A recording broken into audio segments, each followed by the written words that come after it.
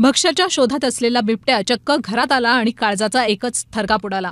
यावेळी घरात असलेली रिद्धी आणि सिद्धी या दोन बहिणींनी बिबट्याला हुसकावून लावलं। त्यांच्या या धाडसाचं सध्या खोदड या ठिकाणी कौतुक होते। ही घटना बुधवारी रात्री साधारण 7च्या सुमारास मांजरवाडी या ठिकाणी घडली। मांजरवाडी इथले शेतकरी खंडू रखमा खंडागळे यांच्या घराजवळ ऊसाचं मोठं क्षेत्र आहे। त्यांच्या घराजवळच जनावरांचा गोठा सुद्धा आहे। याजवळ आणि शेतात बिबट्यांचं नेहमीच वास्तव्य पाहायला मिळतं। बुधवारी खंडू खंडागळे हे कामानिमित्त नारायणगावला गेले होते। संध्याकाळी 7च्या सुमाराला त्यांची पत्नी नैना खंडागळे या गोठ्यात जनावरांना चारा टाकत होत्या। त्यांची मुलगी सिद्धी ही स्वयंपाक करत होती, तर दुसरी मुलगी रिद्धी ही अभ्यास करत होती। याच वेळी दरवाजा उघडा होता। भक्ष्याच्या शोधात असलेला बिबट्या दरवाजातून चक्क घरात आला। अभ्यासात मग्न असलेल्या रिद्धीनं अचानक बिबट्याकडे पाहिलं आणि ती घाबरून गेली।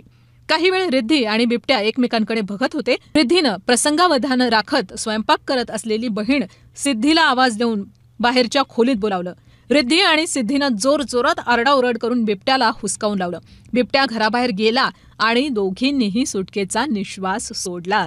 रिद्धी आणि सिद्धीनं राखलेल्या या प्रसंगावधानामुळे मोठी दुर्घटना मात्र टळली। ही घटनेची माहिती मिळताच कृषी उत्पन्न बाजार समितीचे संचालक माऊली खंडागळे यांनी वन विभागाच्या अधिकाऱ्यांशी संपर्क साधून तत्काळ पिंजरे लावण्याच्या सूचना दिल्या। त्यानुसार उपवनसंरक्षक अमोल सातपुते, वनपरीक्षक अधिकारी प्रदीप चव्हाण यांच्या मार्गदर्शनाखाली वनरक्षक ज्ञानेश्वर पवार यांनी गुरुवारी सकाळी खंडागळे यांच्या घराजवळ पिंजरा लावला। पिंजऱ्यामध्ये शेळी ठेवली आहे। दुसरा पिंजरा हिवरेतर्फे नारायणगाव इथल्या देवाची जाळी मळ्यात धनगर बांधवांच्या घराजवळ लावलेला आहे।